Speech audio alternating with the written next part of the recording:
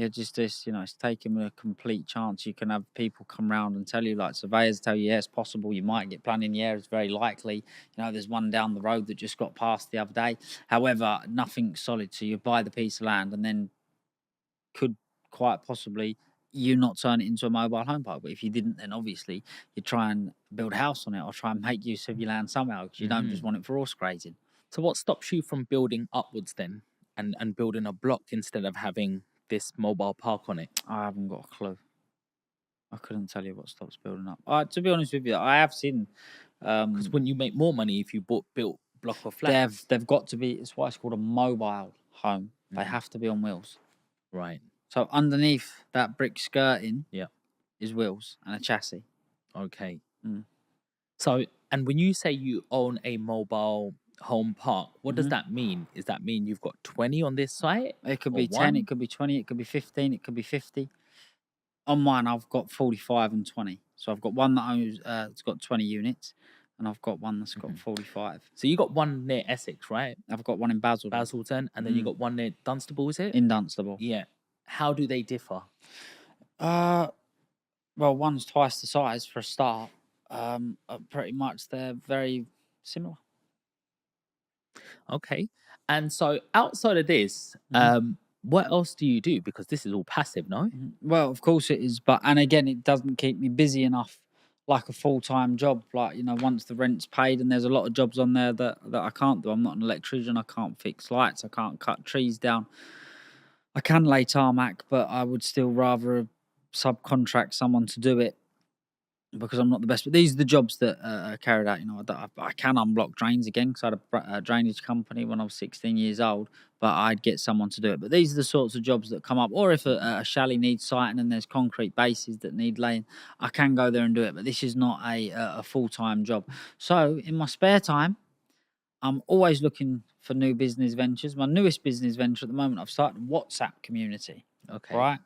Which actually started off as a mentoring group that I was going to mentor people that was trying to make a success in their business life. However, it just shot off and ended up being a tight-knit community of entrepreneurs like accountants, solicitors, lawyers, from bricklayers to property investors, crypto experts.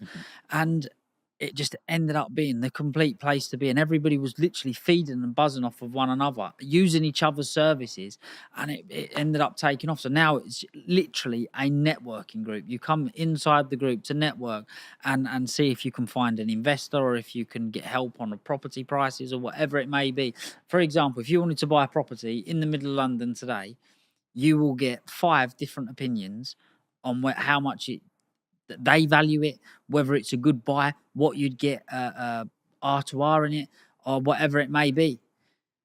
And this is how it's ended up. If you need a solicitor or you need a lawyer or you need an accountant, there's trusted accountants inside the group, which this has took off and been very, very successful. And I've had to stop taking applications in for anybody to join the group because it's come on so much. And every now and again, I do pull an entrepreneur that's on his way up in there because I need good people in there to make the group successful and to make people talk about it. But that's what I'm working and focusing on at the moment. And on top of that, I buy and sell watches, Rolexes, APs, RMs, Pateks. So where do you keep these watches?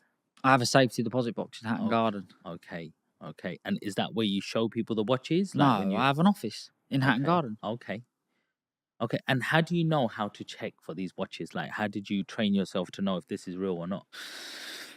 Again, you can only do that with experience. However, because I'm in probably the jewelry district of Europe, or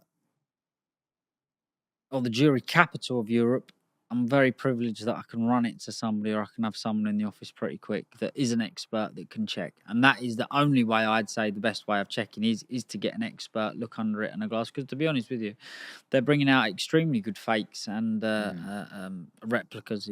It's amazing. I've been blown away a couple of times. It ain't even the watch that you've got to look out for now. It can be as much as the dial. Like we had a problem once upon a time where I bought a Panda Daytona, stainless steel Panda Daytona, if you know what that is, and somebody had swapped the dial and put an aftermarket, which means it's not legitimate from Rolex, Panda dial in it. So originally it had a black dial, but somebody's put a Panda white dial in it, which added £10,000 value to the watch. It's gone through 2 or 3 hands and ended up coming back to me. But these people I sold the watch to, you could say, "Oh, do you know, they never changed it," because I sold it to friends and I know like how it left, and we've got photos on it exactly. And somebody actually changed the dial, and it went through 2 or 3 hands before somebody even noticed.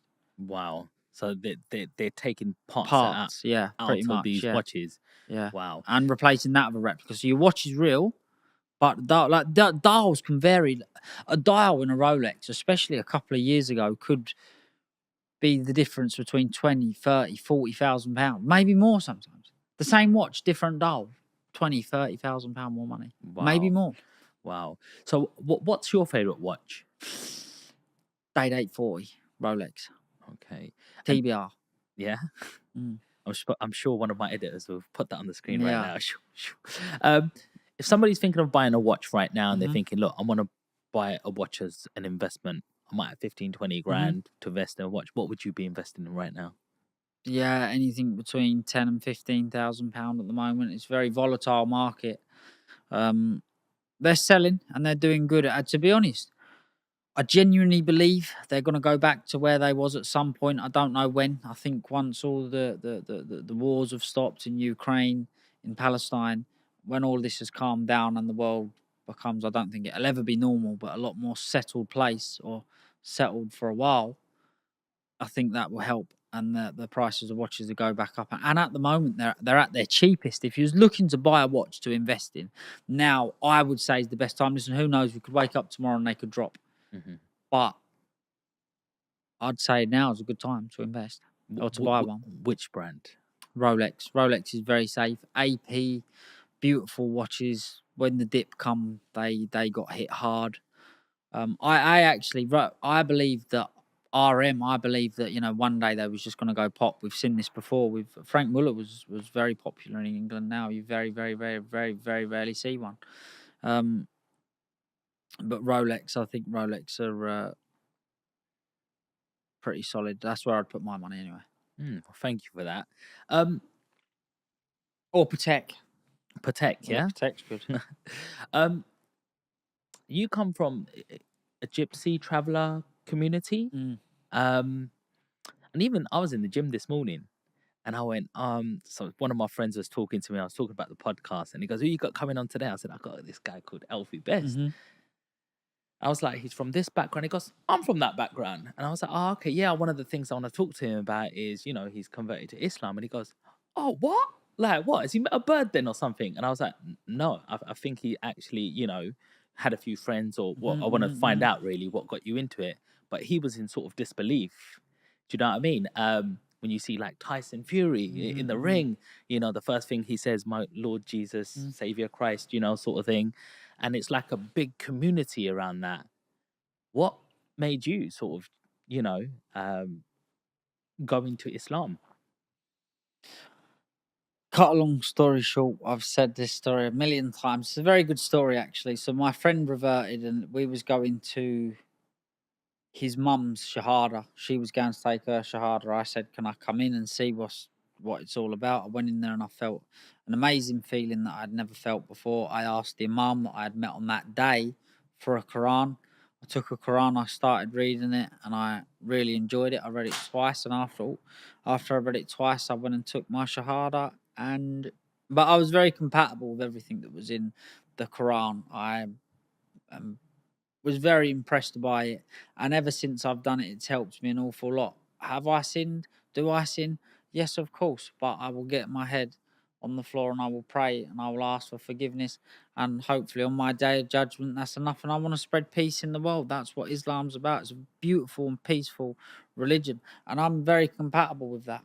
If everybody was like that, the world would be a better place. Mm. Do you pray 5 times a day? Not 5 times a day. I try to pray as much as I can. I try to pray as much as I can and when I can. Do you know what? There's not many days that I don't pray 5 times a day. Let's put it that way. But I don't pray 5 times a day every day. Sometimes I miss them, but I do try and make up for them.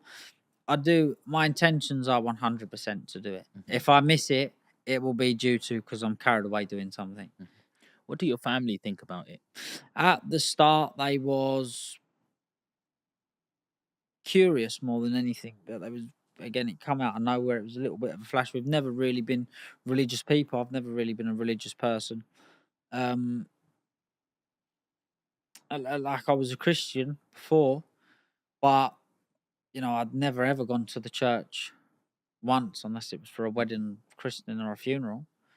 But they listen. Anybody that actually thinks something of you and appreciates you, they will not care what religion you are. If it's making you happy and making you feel like you're doing better and making you feel like a better person, then they should be happy for you.